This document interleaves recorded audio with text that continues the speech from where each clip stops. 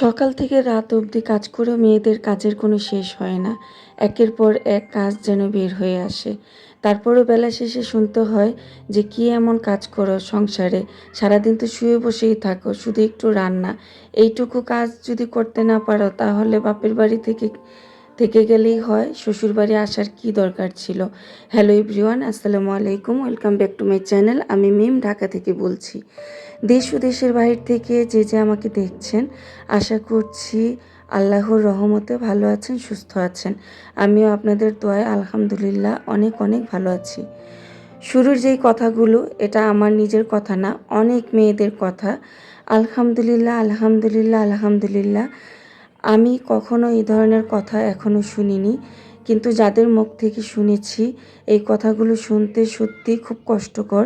একটা মেয়ে সংসারে কিন্তু কম কাজ করে না। আমি যেহেতু একটা মেয়ে এবং সংসারী, সেই ক্ষেত্রে আমি কিন্তু জানি একটা সংসারে কতটা কাজ থাকে আর একটা মেয়ে কতটা কাজ করে সংসারে সারাদিন। ছেলেদের তো ছুটির দিন থাকে, কিন্তু মেয়েদের কোনো ছুটির দিনও থাকে না। ছেলেদের ঈদ বলেন, কোনো অকেশন বলেন, সব কিছুই কিন্তু তারা উপভোগ করতে পারে। কিন্তু কয়টা মেয়ে পারে সংসার থেকে বেরিয়ে গিয়ে ঈদের আনন্দটা উদযাপন করতে? কারণ তারা সংসারে কাজ করতে করতে আর মেহমানদারি করতে করতেই তাদের জীবন চলে যায়। তো এই ধরনের কথাগুলা যারা বলে, আসলেই তারা খুবই ছোট মনের মানসিকতার মানুষ। তা না হলে তাদের স্ত্রীকে বা ঘরের বউদেরকে এই ধরনের কথা বলতে পারে না। একটা মেয়ের বিয়ের আগে অনেক বেশি স্বপ্ন থাকে।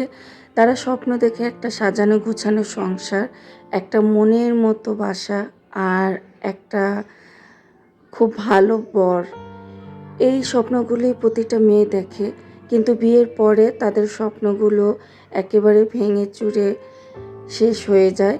একটা মেয়ের কখনো নিজের বাড়ি হয় না।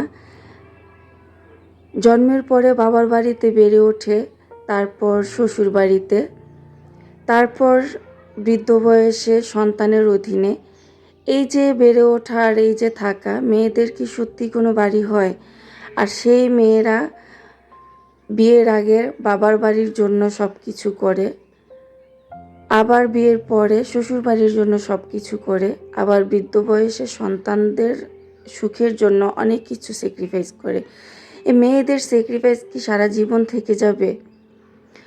আমি বলি কি, প্রত্যেকটা মানুষেরই কিন্তু নিজস্ব একটা জগৎ থাকে। সেই জগৎটাকে উপভোগ করতে দিতে হয়। কারণ তার নিজের মতো যদি তার জগৎটা গুছিয়ে নিতে পারে, তাহলেই তার শান্তিটা খুঁজে পায়।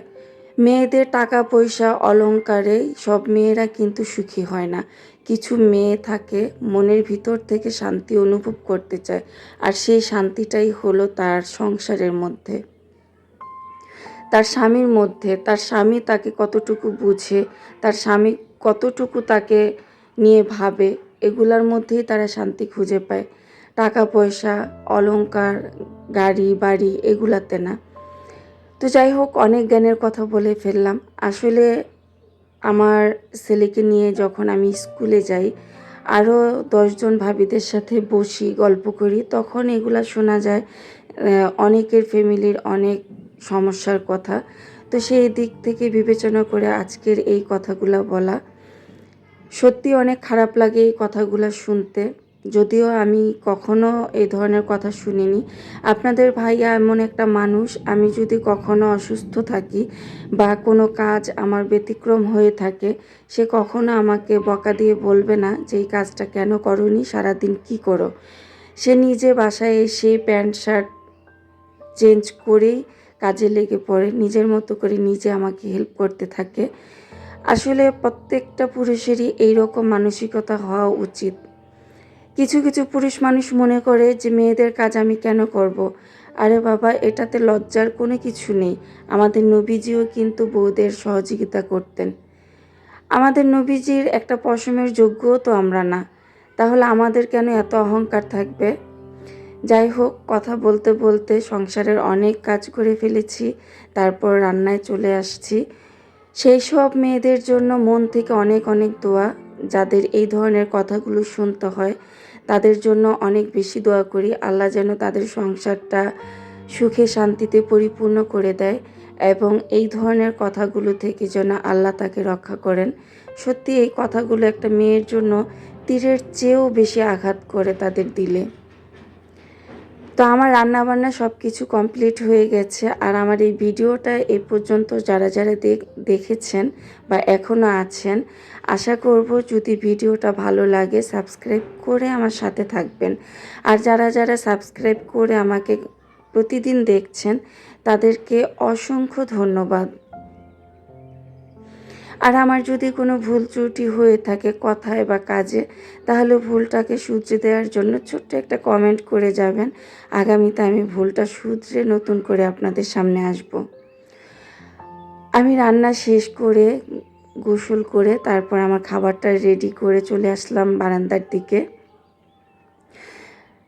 সব কাজ শেষ করে যখন দুপুরে খাবারটা নিই, আমি প্রায় সময় বারান্দায় বসে খাই।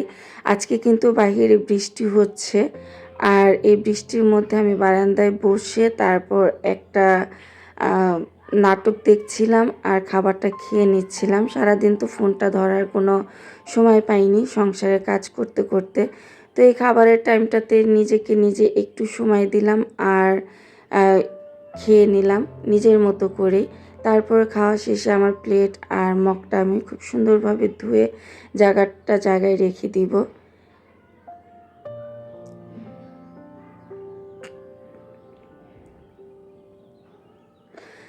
আমি চেষ্টা করি রেগুলার আপনাদের সাথে ভিডিও শেয়ার করতে, কিন্তু সংসারের কাজের জন্য আর সন্তানের স্কুল প্রাইভেট এগুলোর জন্য সবসময় আমি আপনাদেরকে নতুন নতুন ভিডিও দেওয়ার চেষ্টা থাকলেও পারছি না, আন্তরিকভাবে দুঃখিত।